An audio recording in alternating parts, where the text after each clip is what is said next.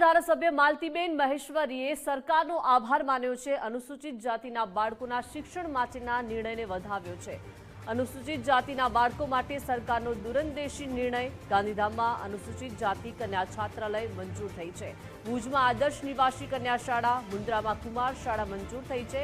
પછાત અને જરૂરિયાતમંદ વિદ્યાર્થીઓને ગુણવત્તાયુક્ત શિક્ષણ મળશે। વિદ્યાર્થીઓને સુરક્ષિત અને સુવિધાસભર નિવાસની હવે સુવિધાઓ મળશે। ખાસ કરીને દીકરીઓના શિક્ષણને પ્રોત્સાહન મળશે। મુખ્યમંત્રી અને નાયબ મુખ્યમંત્રીમાં હું આ તમામ નિર્ણયને કારણે આભારી છું તેવી વાત માલતીબેને કરી।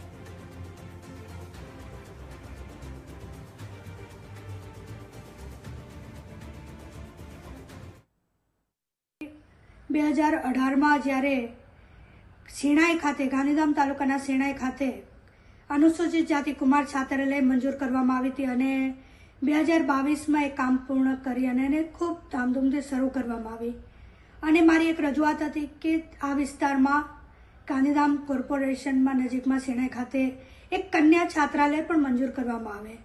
મને આપ સર્વેને કહેતા આનંદ થાય છે કે આજે આ બજેટ સત્ર દરમિયાન એ આદિપુર શેણાઈ ખાતે અનુસૂચિત જાતિની કન્યા છાત્રાલય મંજૂર કરવામાં આવી છે।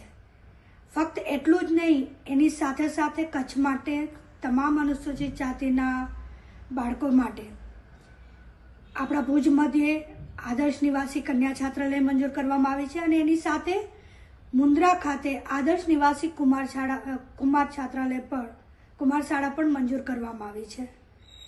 એક પછી એક કાર્યો આપણે જોઈ શકીએ કે જે રીતે રાજ્ય સરકાર દરેક સામાજિક દ્રષ્ટિથી સમાજને ઉપયોગી અનુસૂચિત જાતિના દીકરા દીકરીઓ ભણી શકે એ દિશામાં મંજૂર કરવામાં આવી રહ્યા છે।